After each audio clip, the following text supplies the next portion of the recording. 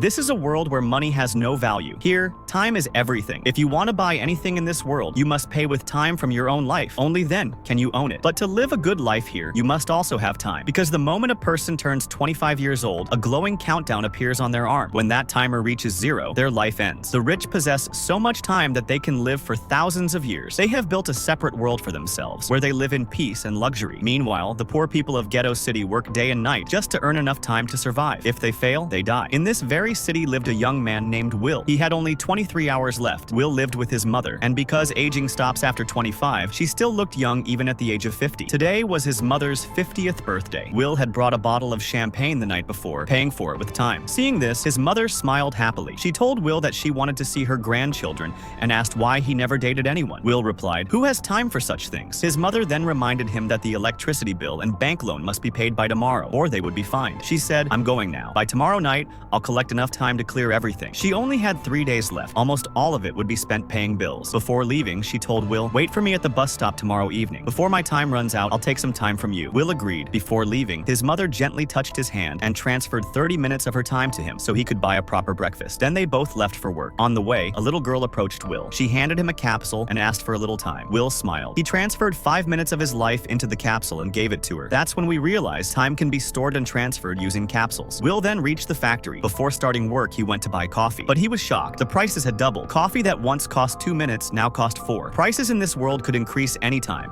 without warning. With a heavy heart, Will paid 4 minutes of his life and went to work. That night, Will went to a bar with his friend. His friend was always drunk. The friend pointed towards a man who was drinking for free and surrounded by women. When Will looked at the man's arm, he saw something unbelievable. 116 years. Will instantly knew. This man was from Greenwich City. In Ghetto City, people rarely had more than 2 days. Will warned him, "You shouldn't be here. This place is full of thieves. They'll kill you and steal your time." But the man ignored him. Suddenly, a gangster named Fortis entered the bar with his men. Everyone ran outside. Fortis was infamous for stealing time. He challenged the rich man to a fight, a time duel. They locked hands. The loser's time would drain away and transfer to the winner. The rich man said, "I've had too much to drink. Give me a few minutes." Fortis agreed. "These are your final moments." In the bathroom, the man vomited, then calmly said, "I'm ready." He introduced himself as Henry, aged 105. Henry said, "I'm tired of living. I've enjoyed everything life has to offer. I don't want to live anymore." Will was shocked. Henry continued, "Have you ever wondered why different time zones exist? Why prices in the ghetto rise without warning? The truth is, inflation is created deliberately to benefit the rich of Greenwich City. They force you to spend more time so you remain desperate and obedient. They live forever by collecting time from the deaths of the poor. I don't want a life built on someone else's suffering." Will realized that Henry was a good man. Henry asked him, "If you had as much time as me, what would you do?" Will smiled and said, "I'd stop checking the time constantly." Even now, Will only had 18 hours left. He watched his clock while eating, sleeping, always afraid of dying. He said, "My mother works endlessly to survive. If I had your time, I'd buy her a house in Greenwich City, and we'd live happily together." They decided to stay hidden till morning. When Will woke up, Henry was gone. Will looked at his arm. 116 years. His eyes froze in disbelief. He thought he was dreaming. Then he saw a message on the window. "Don't waste my time." For part 2, subscribe to the channel and like the video.